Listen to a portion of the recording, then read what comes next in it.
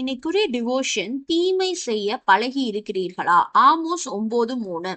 Amos புத்தகத்துல நம்ம படிச்சு பார்த்தோம்னா ஃபர்ஸ்ட் இருக்க 8 அதிகாரம் வர தேவன் இஸ்ரவேல் புத்திரரின் பலவிதமான அக்கிரமங்களை குறிச்சு பேசியிருக்காரு. லாஸ்ட் அதிகாரத்துல அவங்க மேல அவர் அனுப்பவிருந்த நியாய தீர்ப்புகளை அவங்களுக்கு தெரிவிக்கிறாரு.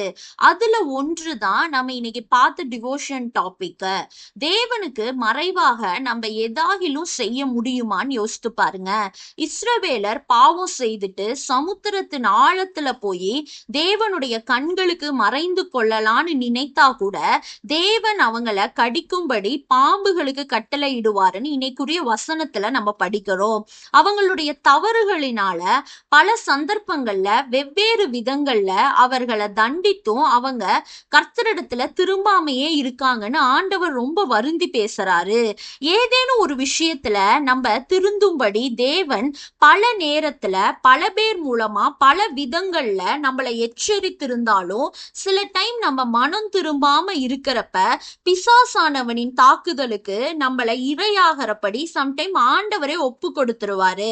தேவன் தமது ஜனங்களின் மேல நியாய தீர்ப்பு கூறிய அவர் அதற்கான காரணத்தையும் சொல்றாரு. அவங்க எத்தியோப்பியரின் புத்திரர் போல் இருந்ததே காரணம்னு சொல்றாரு. தேவன் பல முறை திருத்த பிரயாசப்பட்டப்ப கூட அவங்க திருந்தாம போனதுனால அவங்கள எத்தியோப்பியரின் புத்திரருக்கு ஒப்பிடுகிறாரு. எத்தியோப்பியருடைய கேரக்டர்ஸ் என்னன்னு பார்த்தா, எத்தியோப்பியர்கள் ஜென்ரலா ஒரு கருப்பு நிறம் உடையவங்க. அவங்க அந்த கருப்பு நிறத்தை என்ன பண்ணாலும் மாற்ற முடியாது.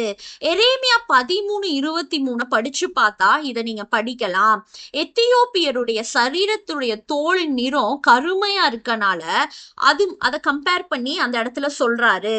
இஸ்ரவேலர் தீமை செய்யவே பழகி இருந்தாங்க. நம்ம பழக்க வழக்கங்கள் எவ்வாறு இருக்குதுன்னு நம்ம பார்க்கணும். நம்ம விருப்பங்கள், நம்ம கிரியைகள் எல்லாமே எப்படி இருக்கு, நம்ம சுபாவம் மாறி இருக்கா அப்படின்னு பார்க்கணும். நம்ம சுபாவம் தான் நம்மள இட்டர்னல் லைஃபுக்கு போறோமா போகலையா நிர்ணயிக்கும். பொய் பேசுற நாவ பழக்கினவங்க கர்த்தருக்கு செவி கொடாமல் போவதையே அவங்க வழக்கமாக வச்சிருப்பாங்க. நாமும் நீதியின் வசனத்துல பழகினவர்களாகவும் நற்கிரியை செய்ய பழகினவர்களாகவும் கர்த்தருக்கு எப்போதும் பயந்திருக்க பழகினவர்களாகவும் அவரோடு சஞ்சரிக்கிறவர்களாகவும் இருக்கணும். அப்படி இருக்கிறப்ப சத்துரு நம்மள ஒரு நாளும் மேற்கொள்ள முடியாது. நித்தியத்துல நம்ம தேவனோடு எப்பயும் வாழ்வோம். தேவனே, நன்மை செய்ய பழகினவர்களாய் வாழ எங்களுக்கு கிருபை தாங்க. ஆமேன்.